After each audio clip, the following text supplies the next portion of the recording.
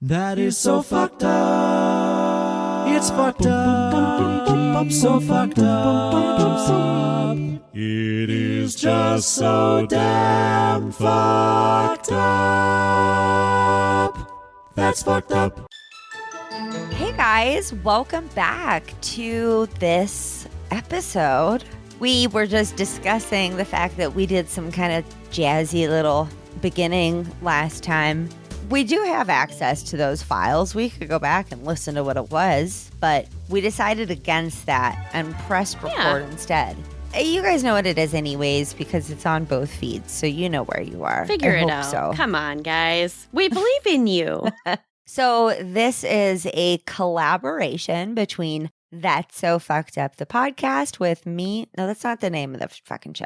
It's not called The Podcast. That's not his name. It's just called it That's is So a Fucked Up. podcast. It is, but that's not the title, so I don't like saying that. Like everybody knows Fair enough. what it is. And I am the host, Ashley Richards. And I'm Caitlin from Pacific Northwest Haunts and Homicides, P&W, if you nasty.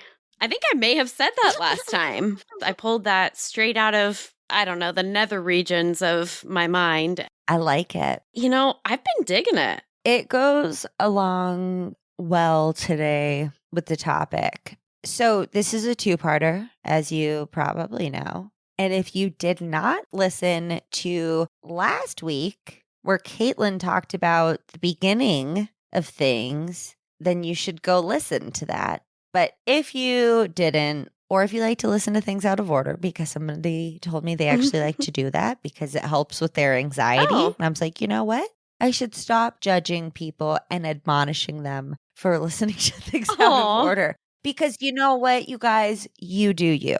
So, little recap of last time on the Chronicles of Rajneesh. So, a couple of things. We both have watched multiple times each, rather obsessively, if you ask around, Wild Wild Country on Netflix. But we've also referred to a gigantic compilation of different pieces about day one, dating back to India, where he's really becoming a spiritual leader. And I think this is a good time to mention that before his name was Bhagwan Rajneesh, his name was Rajneesh. He gave himself the name Bhagwan, which means guru. And we thought that was a very important information to distinct. Was it the people who said, oh, you're an enlightened one? Or did he kind of self-style that? This guy was stylish.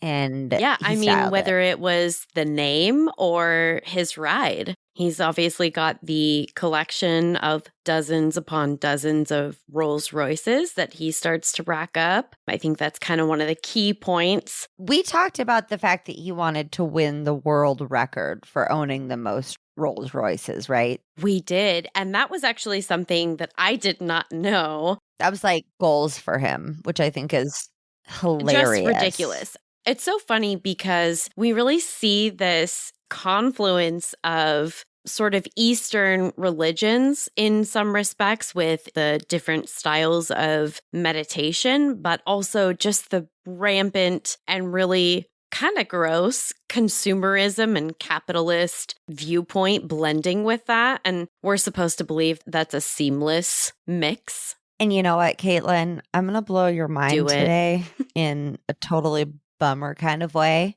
because, woof, upon some further research, the documentary really, really skipped over an insanely huge part of not only what happened in Oregon, but also starting back in India.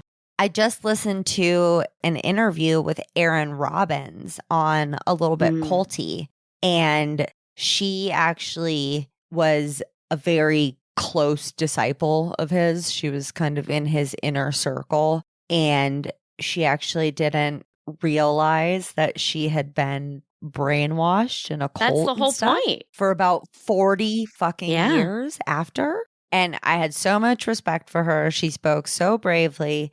But she talked about the fact that back in India, Rajneesh already started using his power to sexually abuse these women, and Aaron was one of them.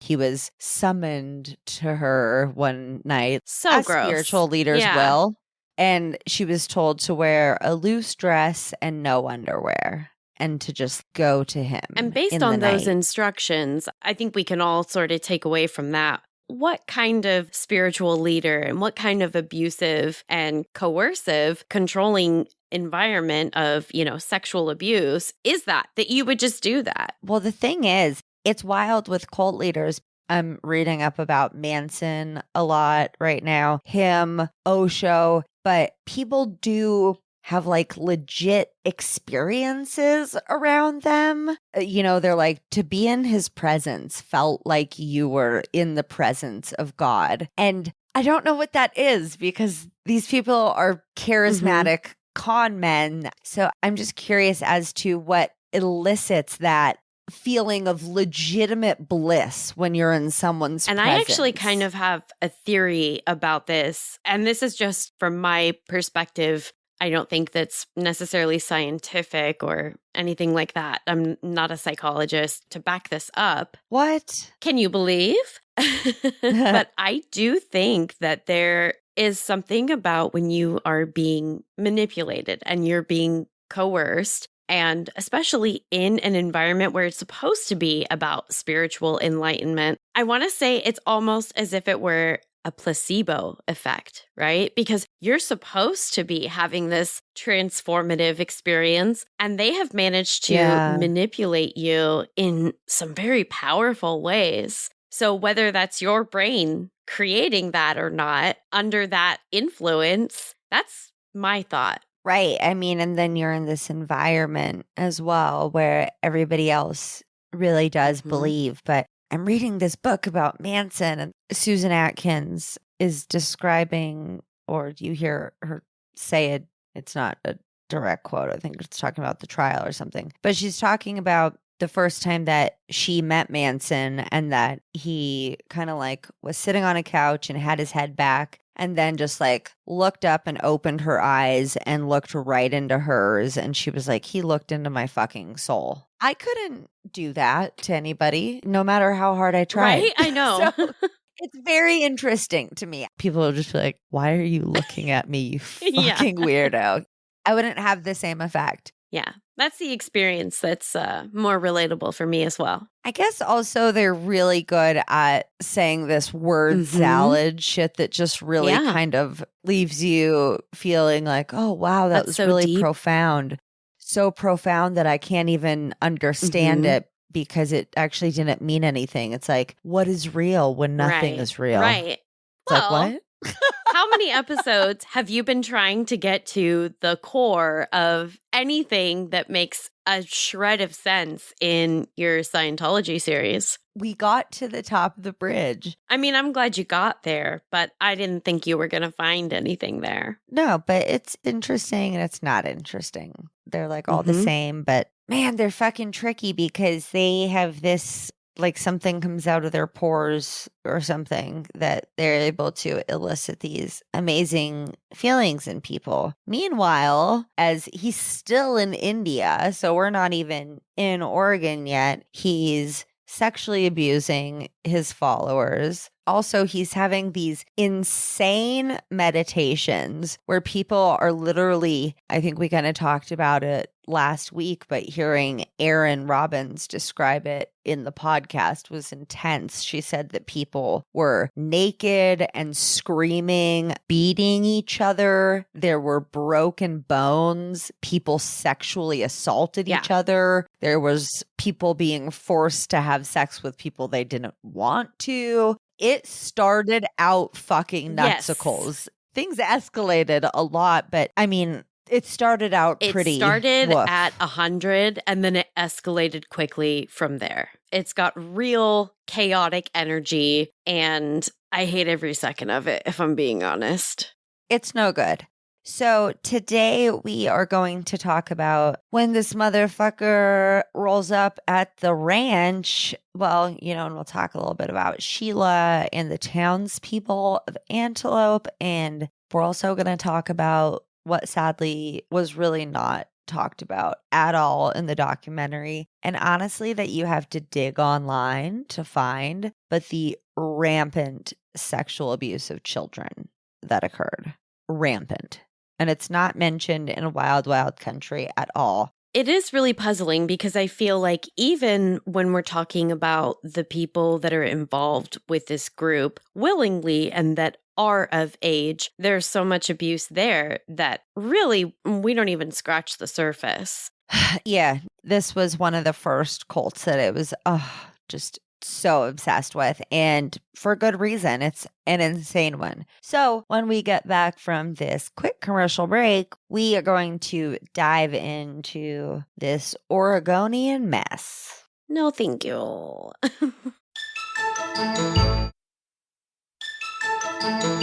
We're back. Welcome. I feel so sad for the people of Antelope. Like they said in the documentary, they were retirees who had saved up a long time just to be able to get a nice little house in a nice quiet little town to spend their retirement eating pie together and whatnot. Did they mention the pie? No, I just figure that's a retiree thing. I haven't watched the documentary in a while, but I remember they talked about there being a real sense of community there because it was such a small town. They would have like Christmas events at the fucking town hall or whatever, that kind of small town shit, you know? So I'm sure there was pie, Caitlin. And if there wasn't, shame on them. At that point, what are you people doing? I don't even know whose side to pick. So Sheila rocks up to Oregon. She pretends to be a rich housewife in order to not freak the neighbors out too much. She's not like, hey, I'm here searching for land so my cult can build a city. Super cash. She tells them that she's this rich housewife that wants to try her hand at farming. And these people are like, you know that land is not farmable, right? It's not usable for that purpose. She's like, it's good. It's fine. Don't worry. So they're kind of like, all right, she's weird, but whatever. But when they really start tripping out is when literally hundreds of white people in shades of red and orange, I'm sure they didn't look like zombies, but what I imagine is just zombies just mindlessly walking towards the Mecca. I mean, there's definitely mindless walking, and anytime you have that many people in matching outfits, you know what? I'm sure these people were mindfully walking, Caitlin. You're all wearing the same outfits, okay? And that's where my radar starts buzzing. I don't like that. Listen, they wore the orange because it represented the sunrise, which represented moving towards a new generation. It sounds great in theory. Or whatever. It's alarming when you see a whole group of people writhing around and, you know, chaotic breathing and flailing and hitting each other and crying and screaming. They didn't see that. Some neighbors did claim that they heard people having sex all night. And I actually have a pretty good quote somewhere down here that we'll get to. Some of the neighbors had some little nuggets to say that were pretty good. This was a conservative Christian community, population of 40. Okay? I feel so bad for these people. I would have been fucking terrified. Average age, probably 70. If they weren't 70 when these guys moved into town, all of these people definitely felt like they were at least 70 by the time it was over. Ages you a bit, I would think. I'm not going to lie. I would have been fucking terrified. They're thinking this is biblical end times. I think I would, actually. Oh, shit. If I was religious, I would think this is the apocalypse. Something's not right here.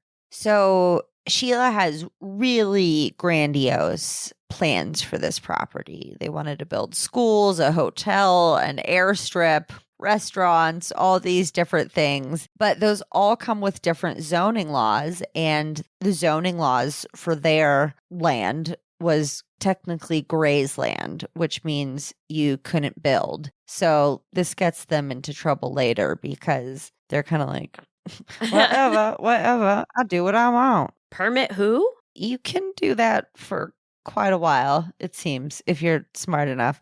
I could not pull this off. I mean, they did a lot. They took this unusable land and like legit built a whole fucking city with housing for up to 6,000 people. They made a dam that brought water back to the land. All need. They had the air covered. Actually, they made this huge, massive desert actually sort of pretty. Some of the grass was getting greener on the other side, whatever. People are flocking. So we don't know if Sheila made the choice to move the commune there, not knowing about the strict laws, or maybe she just found out too late. Maybe she didn't give a shit. But like I said, the land she bought was for farm use only. So like I was saying, the sleepy people of the sleepy town. Take a nap. They're so sleepy. All the time. I am. So the people of Antelope had some pretty interesting things to say. John Silvertooth, who I assume must have descended from a line of pirates. I was just going to say, thank God. I mean, if you didn't, what? That's the only possible explanation. I won't hear of anything else. He said, quote, I thought it was, weird. I thought they were weird, but he was a hypnotist before he ever came to us. And first thing I taught was cross your arms, and that throws the signal to them that it's not going to work. And it worked pretty good. You crossed your arms and they start doing that stuff. They backed off. So John Silvertooth's defense against the army of orange and red people was to cross his arms, because then they couldn't get to you with their the vibes weird can't get in stuff and hypnotism and whatnot. Yeah. Okay. Well, I mean, usually by the time I'm crossing my arms, I've got a real RBF situation up top here in the facial region. So maybe that makes sense. RBF? Resting bitch face. Oh my gosh. Okay. I was like, wait, what? I don't know this. She's like, I'm feeling very triggered right now because I am confused. One of the locals said they're invading, maybe not with bullets, but with money and with immoral sex, which, hey, is true. It's not untrue, but very judgy over there, Mr. Silvertooth. Like I said, I would be judgy as fuck as well. Back in India, old fucking Rajneesh is spouting off at the mouth all the time. And a bunch of people follow him. He tells Sheila when she goes first, way before him, he's like, only bring good workers. Make sure you got people who are down to fucking get shit done. Slave labor. GSD. Oh. Hey. Huh? Do you know that one? I didn't. I am today years old, and I learned a new one. Yeah. Now you do. So, since leaving India, Rajneesh enters a silent phase. I find it vastly more preferable to when he was speaking. Can you imagine, though, that you fucking give up your entire life to move to the middle of fucking nowhere, Oregon, to live on like a desert commune?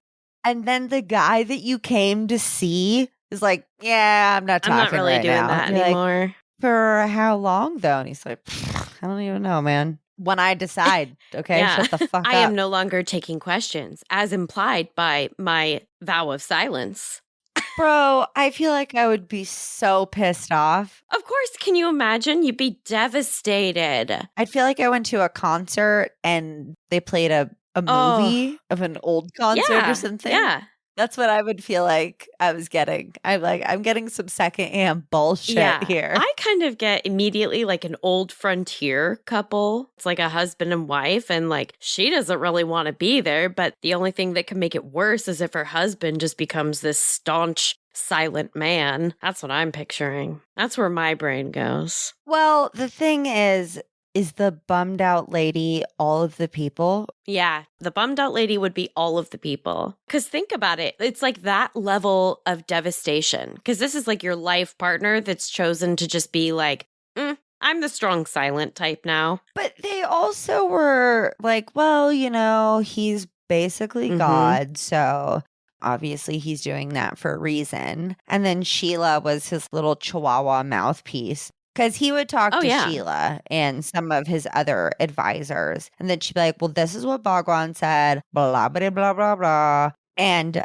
I tell you, from what I hear, not only the townspeople of the town, but the townspeople of Rajneeshpuram, people were not a huge fan of Sheila. She was a dick, dude. I mean, everybody hates Raymond? Maybe, but everybody definitely hates Sheila. Does everybody hate Raymond? I thought everybody loved him. That is the opposite of what I said, which is the actual name of the show. I meant to say everybody might love Raymond. I was like, wait, are you making a joke that I don't No, get? I'm just sundowning from my meds. That's what I call it. It's like a little old person that they get tired and they start to like gobbly goo with their words. That's what's happening now. Sundowner. Oh, I think of that M. Night Shyamalan movie where the lady crawled backwards and stuff. Oh. It was scary. I think it's called The Visit. I think you're right. Anywho, let's take another quick commercial break. And when we get back, we will talk more about how Bhagwan was all quiet and shit. Could be kind of awkward on an audio medium.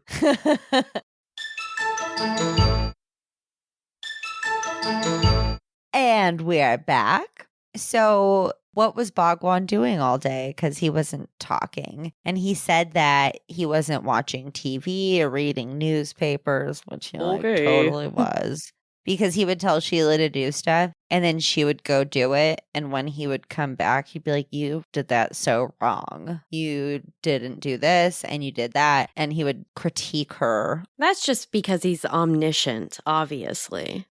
Oh, right. He's totally not watching the press releases or something. So as we know, homie had like 90 Rolls Royces or something, a lot. He must had the record. Who the fuck else has more than that? I don't know. Ridiculous. That's got a real, like, eat the rich. Okay? Gross. Stop it. And you've given up all of your worldly possessions. And so how he would show his presence to the people is he would drive his Rolls Royce slowly down the road and just wave at them like a fucking presidential carpool. What are you, Miss America?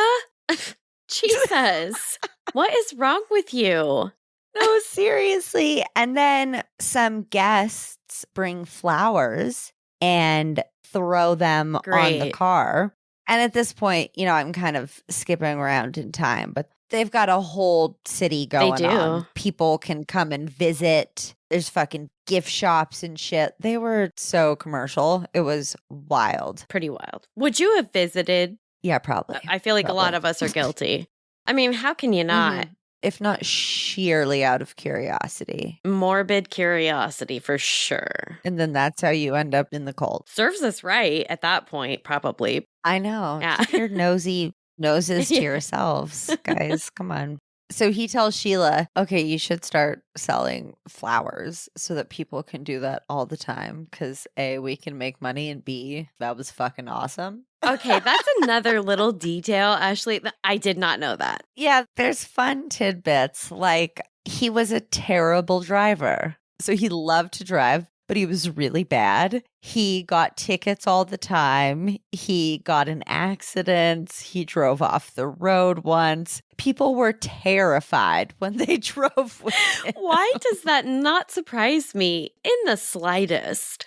Not a little. Not even a tiny bit. Also, while everybody is living in fucking huts and shit, he has an indoor pool, a personal medical office, and dental office. Yeah, that dental office. Oh, did we talk about the dental office last time? We didn't talk about it, but we both knew it was coming offline. We've discussed it, I think. Okay. So, fun fact, homie had a big ol' addiction to Valium and laughing gas. That nitrous? That, I mean, I've had laughing gas for Right. surgery. It was fun. I It's laughed. great when you need it, but probably shouldn't become a daily occurrence. No, but it did. He actually ended up getting several unnecessary root Yes. canals. I was floored.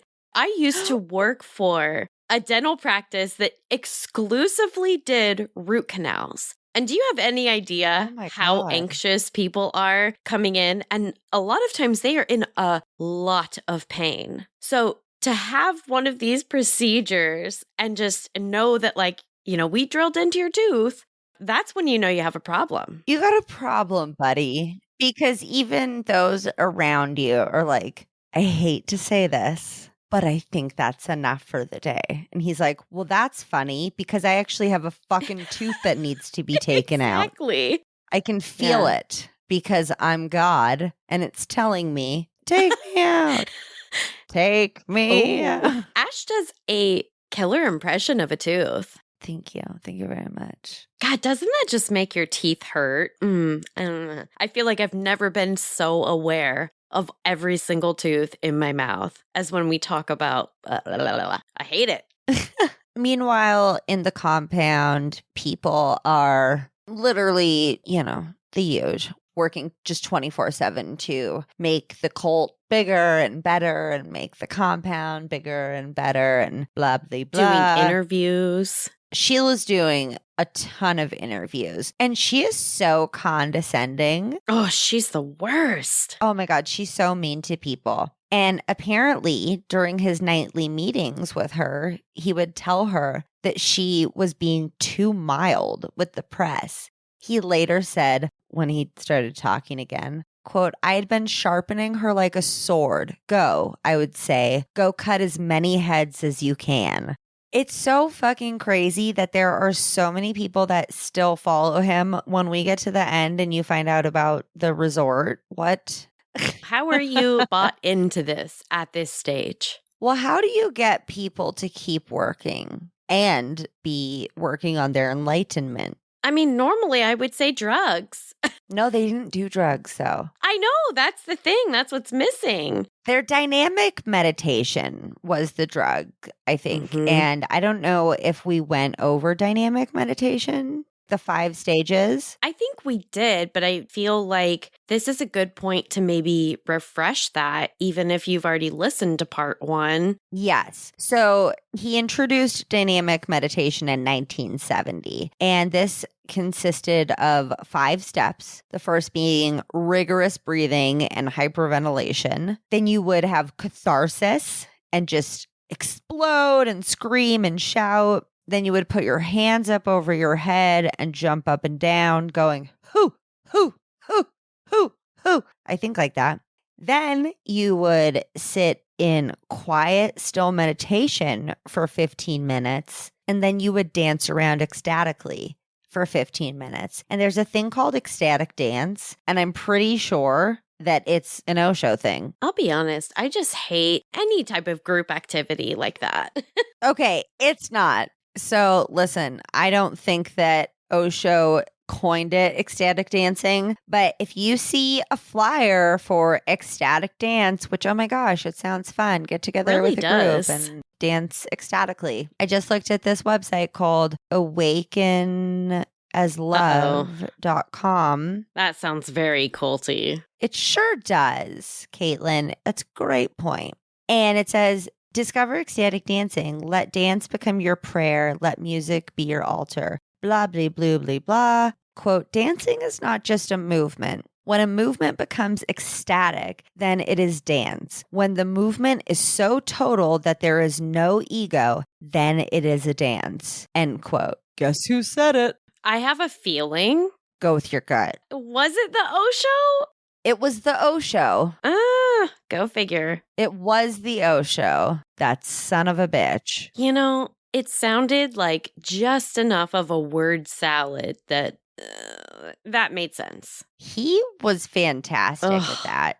You know who I'm going to say really was, though? And I know I keep going back to this, but it's just because I'm reading this Manson book. Yeah. Manson said some shit that would have just, especially if I was on LSD, that would have just made me so confused, but feeling like they were saying something so profound because it just doesn't make any sense. So you're trying to make sense of it. So you're like, whoa, this is some like wild esoteric or whatever shit, esoteric. man. That's the perfect word for it. What does esoteric mean? Like exactly. So I Googled, and this is exactly what you think, right?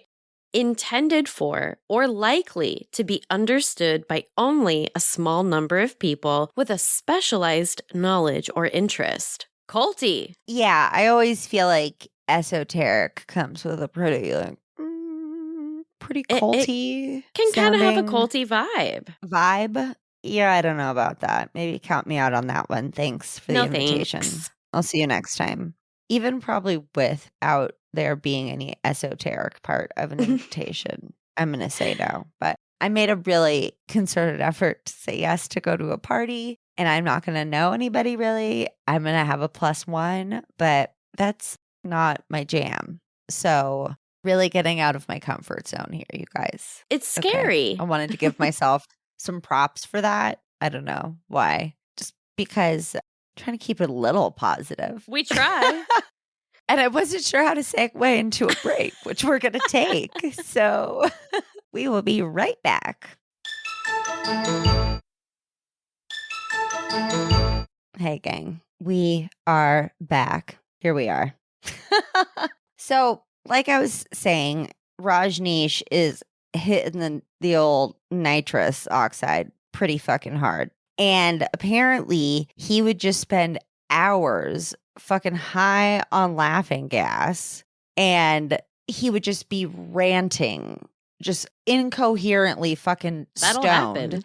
And whoever would feverishly write down everything he was saying, those were published as his books. Yeah. For the next few years. So, like, while your master is in silence, he's also publishing this shit that is total gibberish nonsense. That's really just confusing. A drug-induced fever dream that somebody wrote down for him. Mm-hmm. Which is very Scientology levels 3 and 8. OT. All of Scientology feels like a drug-induced fever dream to me, but L. Ron Hubbard was high as shit when he wrote some of that stuff. He had to be. I think that's one of the commonalities with a lot of these cult leaders. It's like, not a single one of you were sober, despite what you were probably telling your followers. Oh, yeah. None of the followers were allowed to get fucked up. But Jim Jones was just all fucking high all day, too. The hypocrisy runs deep. Yeah, these fucking guys. Whoa, that's an understatement. So people are working around the fucking clock. They're not seeing their master. He's publishing gibberish. They are being separated from their children. Basically, if you had kids and you were divorced, they encouraged you to have your kids stay with your ex-spouse. Because even though his whole idea was to better the future of humanity, children were seen as a distraction, which is weird because I thought they were like... The future? Thought they were the future? No, they're a burden. Yeah. So women who got pregnant were strongly encouraged to get abortions. Men were encouraged to get sterilized. Kids who did come to live in the commune were living in huts and had basically like nannies that were just commune members who kind of took care of their basic needs. This kind of free love fucking theory of Rajneesh's, and that you get power and pleasure and all this shit from sex, made it so that the atmosphere was one of consent not mattering. Yeah, consent not needed. As much. And the child abuse apparently was rampant. Aaron Robbins, who is an interesting figure because you're actually going to bring up somebody else pretty wild later, so am I. But she was a part of the Baskin-Robbins family. Oh my God. She's the one that I said earlier started getting raped pretty quickly in India. And she just spoke for the first time in over 40 years about a year ago. She said that she didn't know at the time, but there was this kind of like, oh, everybody's your auntie and uncle type of deal. So she would see like younger girls with older men and think kind of nothing of it. I hate that. One little girl reported that by the time she was 13, she had been raped by over 100 men. Apparently, the children being sexually abused was heinous and continuous. When I heard that, I had no idea. I was just like, that makes this story so much fucking worse. And how the fuck do they gloss over that in the documentary? The tough thing about a topic like this, and I think we're experiencing it firsthand here, is that it's so heartbreaking and it's so mind-boggling and so uncomfortable that we have a tendency to just go completely nonverbal, and we just sit there aghast and like making these facial expressions of shock and hand gestures that are like, what the fuck? And it doesn't make for great podcasting or for great documentaries. But the reality is I think that's what it is. It's our own discomfort. I think Western society, I can only speak to that. That's my lived experience, but we definitely have a tendency to, in a lot of cases, default to, we don't want to sit in that discomfort. Well, the sad thing is, I think that hundreds of children who are now adult children have kept quiet about this for a long time because Aaron Robbins got very attacked when she came forward. I can imagine. Because, quote, Osho's following is still very strong. That's why victims don't come forward. It is. Okay.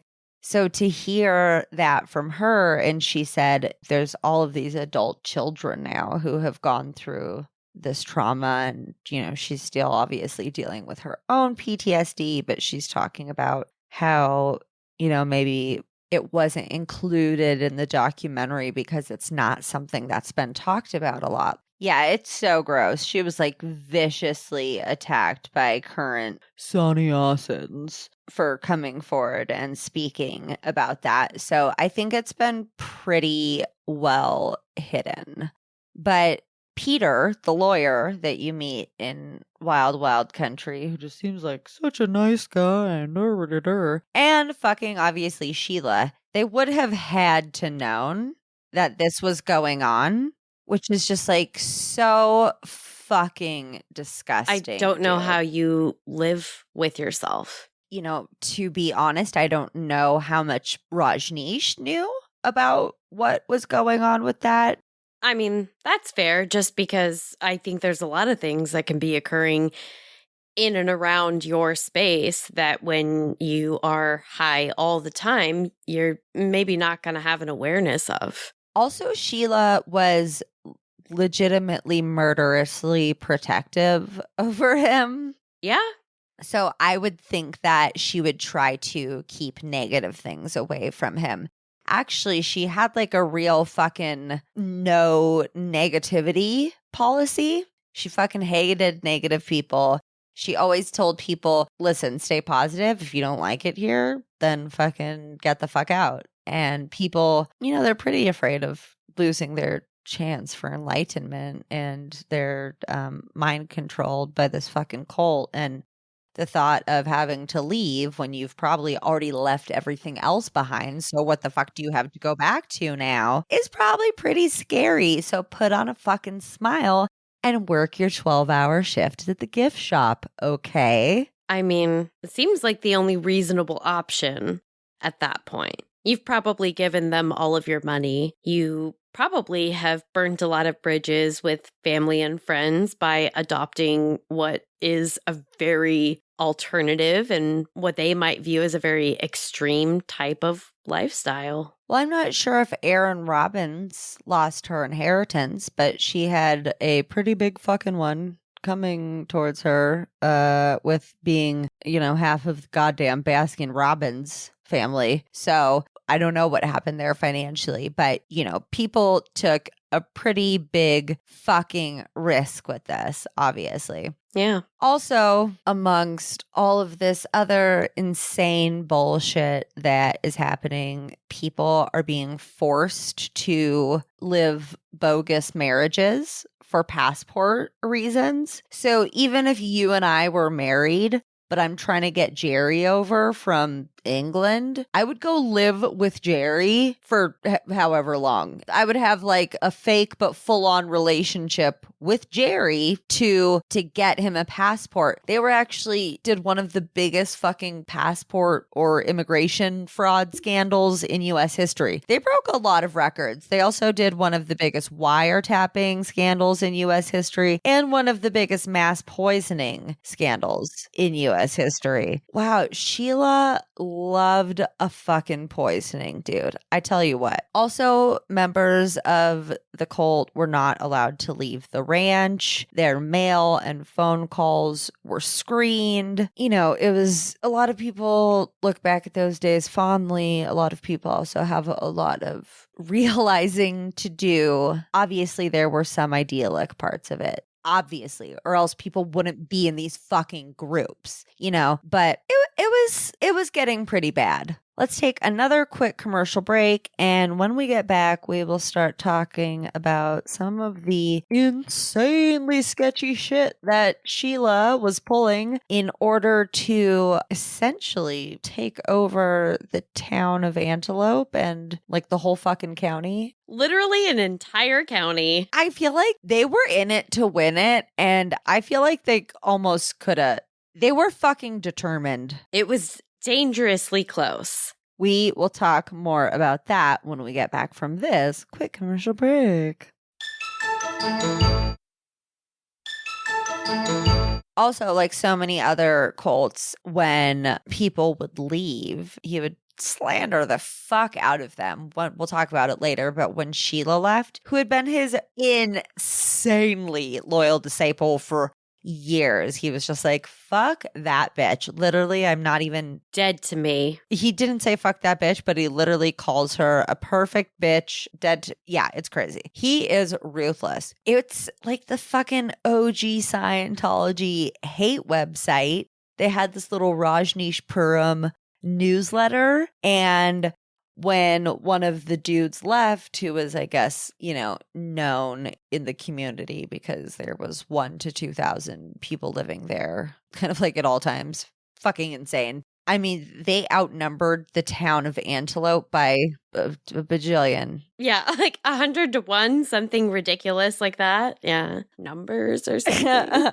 So yeah, when he left, they slandered the fuck out of them. They were like, he's a terrible person and blah, blah, blah, like Scientology does now. It's kind of their thing. Totally their jam. They make those hate websites that are like, this person's a homosexual. And you're like, okay, what else? Okay, cool. What else you got for me, Scientology? But it's there for other Scientologists and blah, whatever. Right. Listen, if it starts making sense to us, then we really need to be worried. If it walks like a duck and it talks like a duck, it's a fucking cult, I think, is what you guys are truly coming to understand here. So by 1982, 1983, a group called 1,000 Friends of Oregon got involved in protesting how they were using the land. Because they were like, hey, motherfuckers, that shit's for farming. Yeah. And you're having a whole city there, which is not cool. I don't like it. I wouldn't like it at all. Mm-mm. Okay, so like I said, Rajneeshpuram is a whole ass city now, so people can come and go. They have visitors. It's I don't know, I imagine it like a little toon town, even though that's not what it was like. It's I don't know. I mean, I think you can kind of think of it however you want at this point. It's kind of a made up place. Okay, but so listen to this. So these 3 guys come and they're just acting like real fucking sketchy. They're being weird. Security is super tight. I don't know if at this point they had started their whole militia yet, but at some point they get real freaked out and they're like, we need to start an army to protect ourselves, because that always happens too.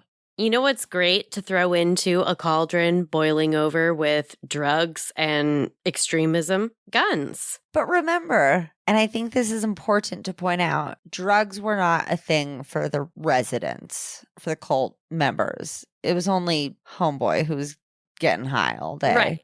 Right. Like nobody else got to get high, which is really unfair. Honestly, why even join a cult at that point? But it was okay for people to sell drugs to be able to afford to get there or whatever. They were like, sure, you got to pay your own way. Yeah, ass grass or gas. No one rides for free, right? That is right. Let me take that back. Okay, so at some point, these 3 dudes visit the compound and they're being super sketchy. So they say, you know what? You gotta leave, but you can go to Portland, Oregon and stay at the Hotel Rajneesh. The men agree and they go. And one of the dudes gets his hand blown off because they had actually planned on probably bombing the commune. That's what they think. They put 2 and 2 together and they're like, oh, the sketchy dudes had bombs. Great. And then one of them blew his hand off with one of them. So that is actually when they really beef up their, quote, peace officers, and they start carrying around AK-47s and other semi-automatic weapons. See, that doesn't seem like a peace offering. Right. It doesn't seem like it. As you naturally have at a yoga commune, AK-47s, they go hand in hand. Yeah, peas in a pod, I would say. So between 83 and 84, Wasco County was denying a lot of the building that the Rajneeshis wanted to do. Remember, there were strict building codes and they wanted to expand, and Wasco County kept denying them. They got out their rubber stamp. It just said nope. Yeah. The Wasco County Commission also voted to exclude them from the county planning meeting. They just were like, fuck you guys. We don't want you around, you fucking cult freaks. And you keep trying to break the rules. Like, it's farming only. What the fuck? Like, how many times do we have to tell you? But there was an election coming up and there were some seats open. So the Rajneeshis figured, hey, if we can get elected into some of those seats, we can get some fucking political power. And wouldn't that be so helpful? Obviously, totally. Probably. So with about 1,000 or more people living on the ranch at this time, Sheila and her little gang of hooligans figure they need about 5,000 or 6,000 votes. And with only 1,000 or 2,000 on the ranch, they are like, fuck, we need to get people here quickly. They make a call out to all the sannyasins who are in other parts of the country and world. And they're like, Bhagwan is fucking ready to speak. He's pumped. He wants you to be there. Pump up the fucking jam. Like, it's gonna be tight. Get over here. Weirdly, not that many people showed up though. So like, all right, fuck, we gotta rethink this plan. So they start a, quote, Share a Home initiative, which was meant to last from September to December. And they bust in people experiencing homelessness from all over. And, they're like, we got a free bus ticket for you, food, shelter, safety. It's the tits over there. So they bring in about 4,000, quote, street people, which is what Sheila and all the sannyasins referred to them as. Because she's classy. But they segregated them. They weren't allowed in the main cafeteria or in the areas where the other sannyasins lived. They basically just made them their own new little homeless camp. Sheila also realizes that a lot of people experiencing homelessness often are also dealing with mental health issues and addiction. And she's like, oh, this isn't like a super easy group to control. There's violence, there's public drunkenness. So she starts, they each get 2 beers a night. And she's like, I got to calm these motherfuckers down. So she starts putting Halidol, an antipsychotic used to treat bipolar and schizophrenia, into their beers. She starts drugging the quote street people to like keep them calm enough until they can vote, and she can kick them the fuck out onto their asses, which is exactly what they did. As soon as the election was over, they're like, okay, bye. And they literally dropped them in random cities.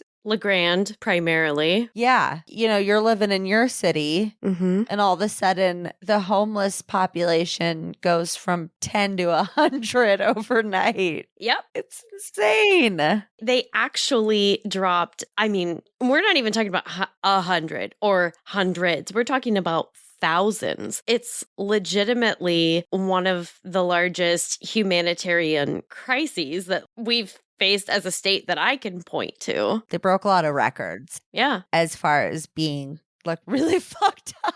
It's really bad. The Salvation Army actually helped with getting some of these people back to where they came from or to someplace else safe. The figure that I found in my research was that they spent roughly $100,000 helping those people that were cast out. Oh my God. And who pays that? The Oregon taxpayers? Wait, you guys don't have taxes. We do. We have income taxes, property taxes. We don't have sales tax. Oh, right. Okay. But in this instance, Oregonians aren't paying for that $100,000. That's the Salvation Army. Oh, the Salvation Army did that. Mm-hmm. Oh, okay. Okay. Yeah. So what's wild, though, is after everything that I've told you here, I haven't gotten to the murdery part, which is crazy. I know. Because that's coming up. We will be right back. Hey guys, we are back. So they're like, we've got all these people, but it's not enough. And we have to win at least a seat or 2, something. So she decides, I'm saying Sheila decides all this. I think Bhagwan was, I'm not absolutely sure exactly, like I said, how much he was involved, how much of the ideas were his. It gets a little murky there. And that's part of why it's so fascinating, I think. Yeah, because Sheila becomes her own cult leader, actually. Like, she becomes a cult leader in her own right, interestingly. So you're like, is she fucking just doing all of this on her own? Is she being, because she gets creative. So they are about to start the worst bioterrorism attack on U.S. soil, I believe, to date. They infected 10 salad bars with salmonella, 750 residents in the Dalles, a bigger town near the ranch. So Sheila's like, super big into poisoning. It's alleged, although not confirmed, that they blended up beavers and put them into the local water supply. Why? There's already beavers in our water. Because that can make you sick, I guess. There was a judge who visited the ranch and they tried to poison his glass of water. Just poisoning left and right.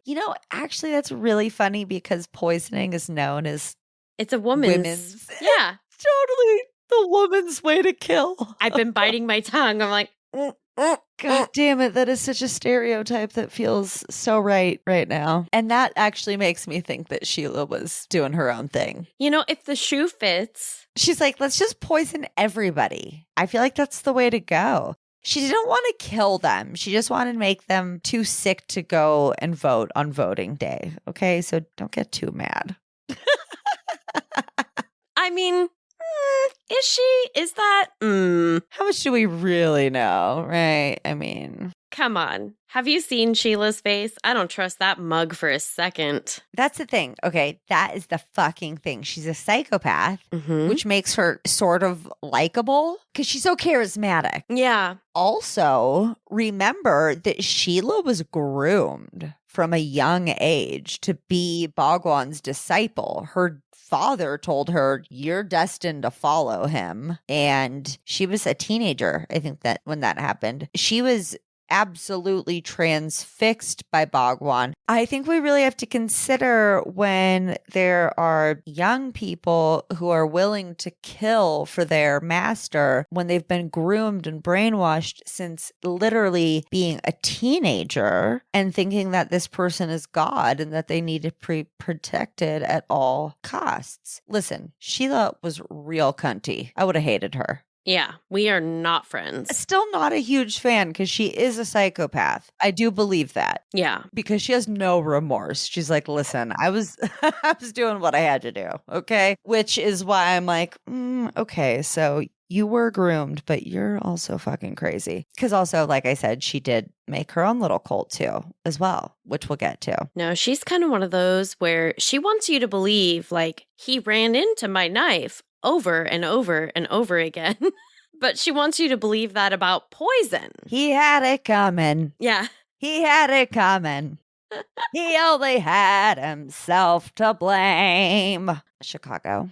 So now, the commune's getting really big. Of course, it's fucking gaining popularity. A woman named Hasia, who is actually the Oscar-winning producer of The Godfather, joins the commune. Like, he's reeling some big fish in. He is. Actually, it was Shannon, and I don't know if she went by the last name Ryan at the time. She was the daughter of California Congressman Leo Ryan, and you may recall he was sent to Guyana to investigate Jonestown, and he was killed on an airstrip. Yes. So after he was murdered, of course, his, poor daughter, he wasn't the only victim in that story. There's obviously 900 some people that, lost their lives, but here's his daughter who's lost her father, probably really emotionally devastating. And unfortunately, she used the money from her father's life insurance policy to help fund Rajneeshpuram. And she actually did televised interviews talking about the commune. And they very specifically, very pointedly said, Rajneeshpuram is not a cult. No. Her father died investigating this cult years ago. That's not what this is. Like, she would get wrapped up in that. Come on. Yeah, fool me once. Can't get fooled again. That is wild. I actually didn't know that one. I think it's really sad. It just feels like the cycle of victimizing multiple generations of this family, if that makes sense. Yeah, that's a super sad tidbit. Yeah. So he's got all these big people around him, He's got the heir to half the Baskin Robbins. He's got the fucking Leo Ryan's daughter. He's got the goddamn producer of The Godfather. He has big people around him. And then all these other Hollywood people start coming, it becomes trendy, as it does. So hot right now. Yoga, it's so hot right now. Having a guru is like so hot right now. Which the Beatles, I feel, I gotta say, they made it hot. So now all of a sudden, all of these fancy Hollywood people have direct access to Rajneesh all the time. And Sheila is not having this. She's like, are you fucking kidding me? Like, I've been poisoning people for you. I literally set fire to the county planning office. I was organizing a fucking plane to crash a bomb into the courthouse. Sorry, the pilot said no, but like, hello, homie. I was trying to do that for you. That was a gift, and it's the thought that counts. Yeah, I was going to try to assassinate the attorney general for you. My bad, it didn't work out. Again, I tried to poison him. I was going to assassinate an Oregon journalist, but that didn't work out. She is doing all of these things. Yeah, mover and a shaker. Guess who's getting all the attention? The Hollywood people who are showing him like Rolexes and shit. And in the documentary, she was like, I had tried so hard for so long to avoid showing him all that shit because I knew that he loved fucking shiny shit and would want it. What is he, a crow? He also dresses like very space-like robes. I don't know if you noticed. Very futuristic. It's very interesting. But she's just planning murders and assassinations and poisonings and shit left and right. And he's just like high on fucking laughing gas and talking to fancy Hollywood people all day. So Sheila is like, you know what? I don't trust all these people. I'm going to wiretap his room as well as the entire fucking community because I don't know what's going on here. You motherfuckers are shady. It was one of the most sophisticated, large-scale wiretapping operations in U.S. history. It was wild. They love those records.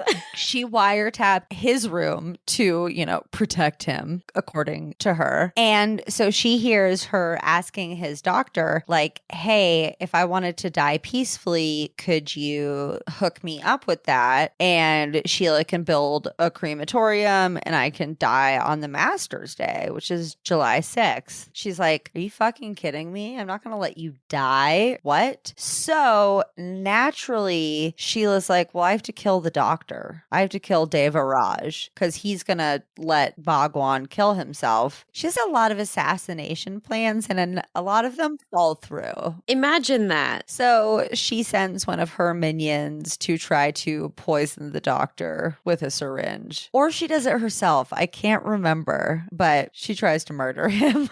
She's like, listen, the details aren't important. The end result is that I would like you dead. This guy's got to go. He's, Bye-bye now. And Bhagwan just is treating her basically like garbage. And she's feeling like, I gave my life over to you. And this is the kind of respect I get. And, good for her being a psychopath and having a mind of her own. She was like, I'm out of here and I'm bringing my posse with me. So she brings her cult of 21 to Germany. And this is actually the beginning of Bhagwan's downfall because this is when he comes out of silence because he's like, bitch, are you kidding me? Like he has things to say. What did you say to me? Yeah, he's not going to let Sheila leave and talk and shit and just sit there still being silent. So he's like, yeah, no, just felt like it was just a super good time. All of my meditating that I've been doing for the past 5 years, it's done. I'm good. Let's chat, you guys, about what a fucking cunt Sheila is. So when we get back from this quick commercial break, we'll talk about how he said what a cunt Sheila was. Direct quote. She kind of was.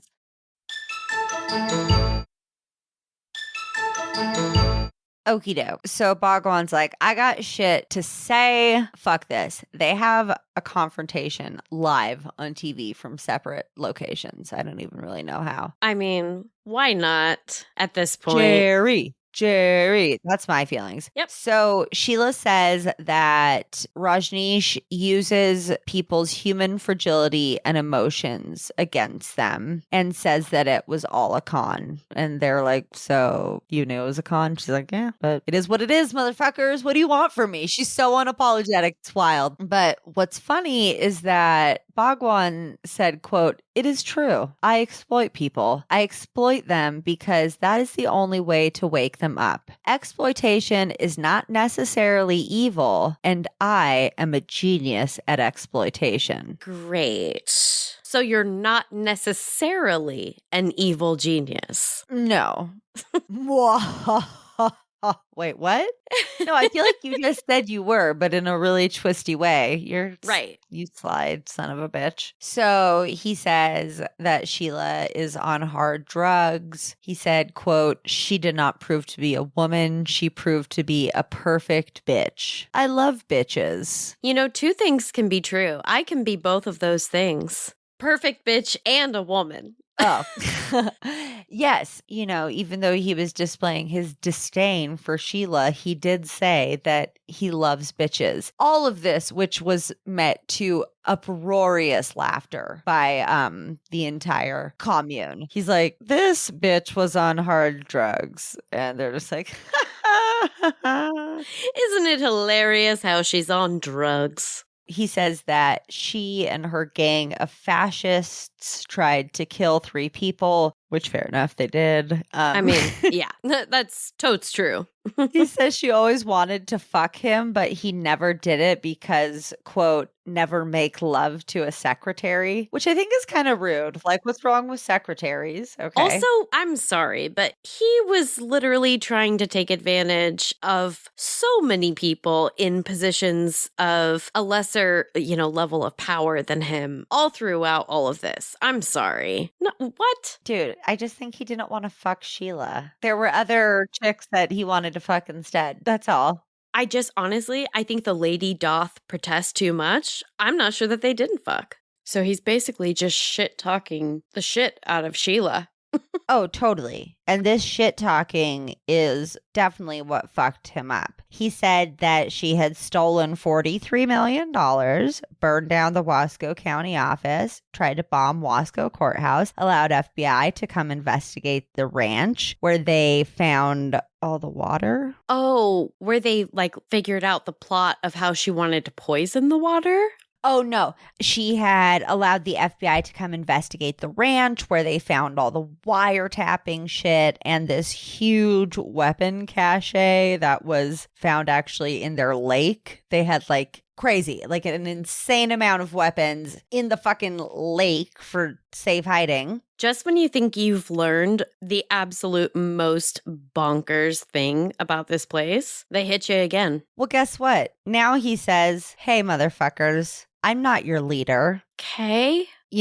Sheila tried to make this shit a religion without my permission because they were trying to make a fucking Bible to make it so that he could have religious exempt status so that he couldn't get in trouble for having come to the United States under the pretenses of coming for a short visit while intending on staying for a long time. Apparently, it's a big no-no. So he says, burn all of the books on Rajneeshpuram. He's like, religion is dead. I feel like I'd be standing there with my thumb up my ass. Well, what am I supposed to do now? Exactly. You're not the leader? Okay, so I guess my life is just a lie? Sheila's gone. I mean, I didn't like her, but at least I would turn to her for, direction now that you're saying you're not the leader. Holy fuck, that's a real mind fuck. The rug just gets pulled out right from under you. 1,000%. So homie flees in one of his planes with jewelry, guns, and $50,000 as a spiritual leader does. And at the same time, Sheila and her little gang get arrested for the attempted assassination of Bhagwan's physician and probably other stuff, but I think that's what they had them on. So this is insane. This is cuckoo bananas. Well, not this, but what comes next. So Sheila is found guilty in November of 1985 of mass poisoning attempts, wiretapping, immigration fraud, visa fraud,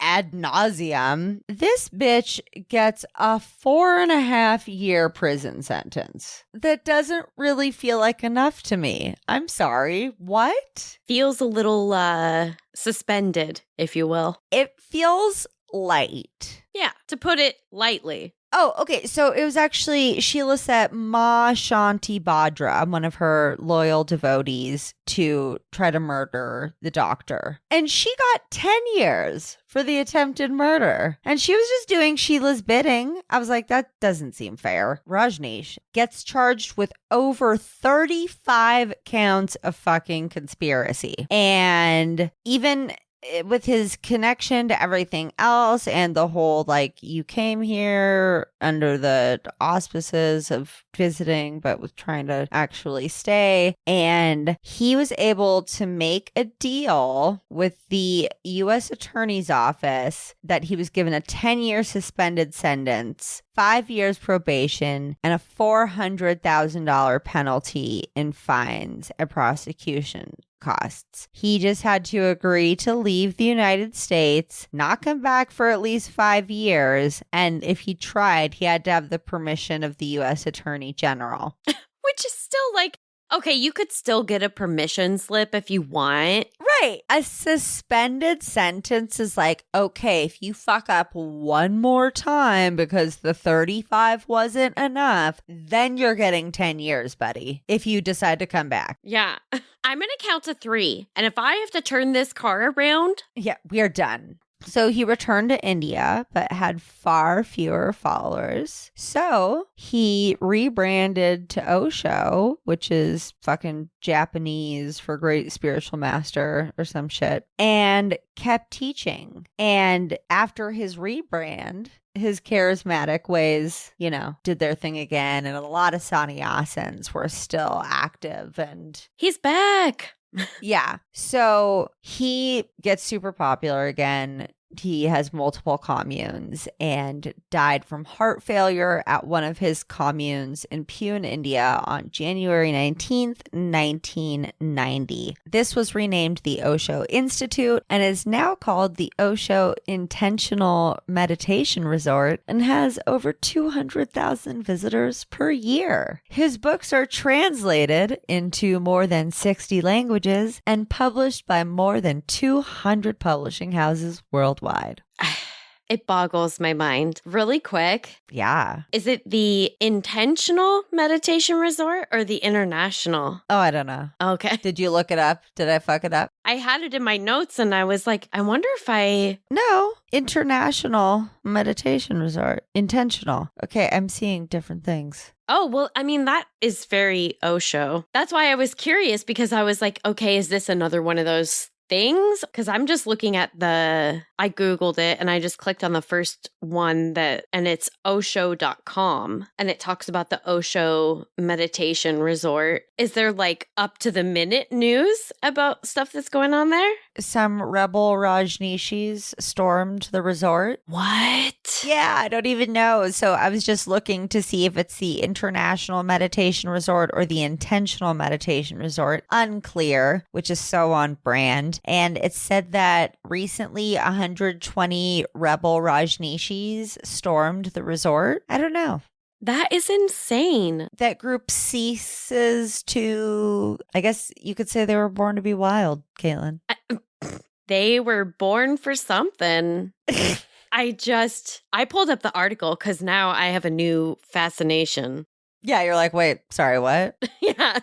Yeah, so we'll put an article in the show notes so you guys can check that out a little bit more since I just found that information legitimately right now. You know what? I think I have the perfect fucking quote to end on, which okay. I just love when that happens, you know?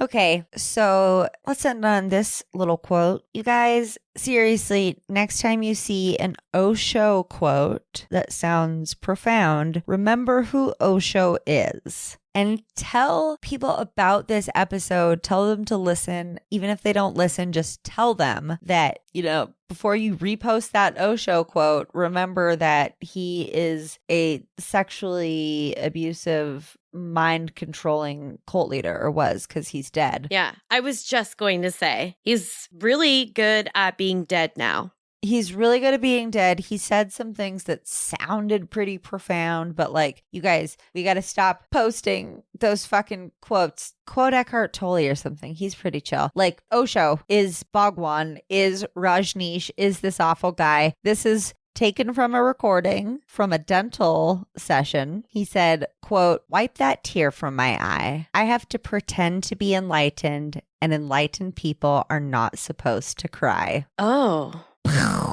Boom, mic drop. Oh, that's so gross. And Oh, I just left you on the ickiest note. I love it. I love how uncomfortable you are. Makes me feel really good because I'm weird.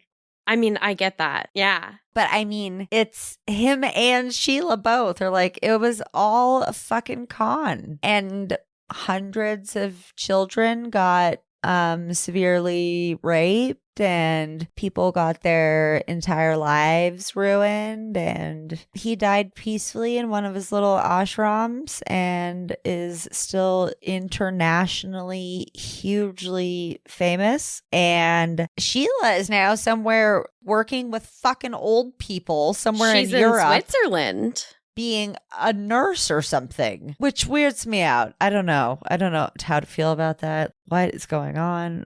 I'm not a fan of that. I will say this. What I read said that he actually died of a sudden heart attack.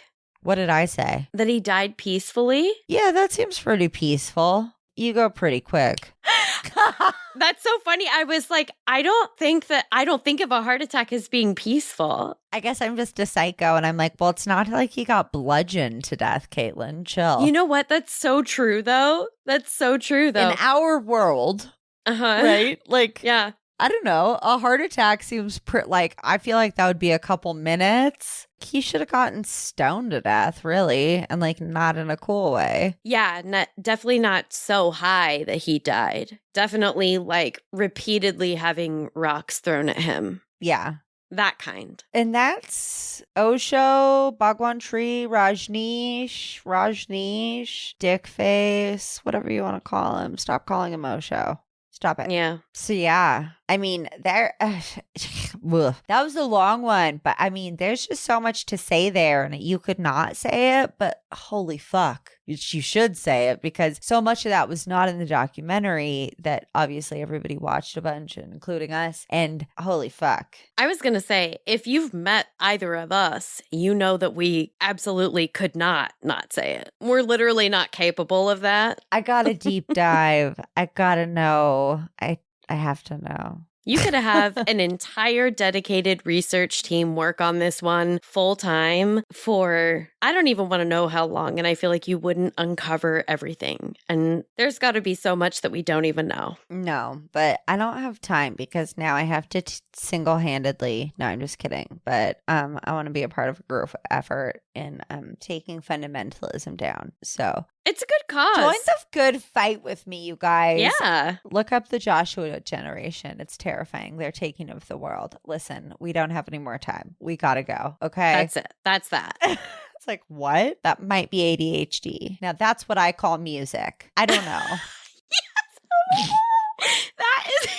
Now, that's what I call ADHD. Caitlin has it. I might have it. I feel like I do. Whatever. We'll see soon. Maybe I already found out. I don't know. Space and time. It is 9 p.m. my time, you guys. This is cuckoo bananas. As someone who already found out, I think I'm in like a fever dream state now. Probably. I know. I'm like, I can't believe she's still awake. Talking about Osho for so long that I'm just in like a meditative like a transfixed state or a trance? Transcendental. Ooh. That's what I'm trying to say. Yeah, I'm transcending universes. I didn't even know. Right now, though, I'm going to go eat vanilla Haagen-Dazs. Oh, shit, yeah. And watch something not cult related since for the last 48 hours, legitimately all I have consumed is cult content. So thanks for listening, you guys. They're like, we don't care. What? You know what? You should care. They're probably not listening anymore, to be real. I mean, you've looked at the stats. Yeah, they tune out. It's okay. But listen, you guys, if you are still here, thanks so much for listening. If you are listening on the PNW feed, make sure you check out my show. Do it. That's so fucked. I don't even remember how my fucking theme song goes. Da, da, da, da, da. It's pretty cool though. I think the theme song alone, you should I mean, come on. I play it through. If I'm being honest, I play it through probably about 50% of the time when I listen to the episodes. Nice. So thank you. You're like, I like the jingle. And if you're still listening, I'm dangerously close to getting off here and housing a burrito. But I wanted to tell all of you that you definitely need to come to our feed. We have like a pretty good theme song compared to Ash's. The episodes are great though. That's what's important. I mean, I'm not going to lie. We own that, so. See? Bitch, you own that shit. Yeah. And you guys own your life. Make sure that you house ice cream and burritos instead of the thoughts of sketchy, esoteric Gurus. Guru wannabes. Yeah, because like he said, he has to pretend to be enlightened. So even the doctor knew he wasn't enlightened. It's so weird. Like, what were they still doing there? We have to go. Bye, you guys. We can literally talk about this all night. Remember, it's not a cult. Do you have a tagline? Like a sign off? What do you say? We say, have a creepy ass day. See you next Tuesday. And remember, it's not a cult. It's just a podcast. But we'll see you next, also Tuesday. We release presents on Tuesday. We see you all the fucking time, okay?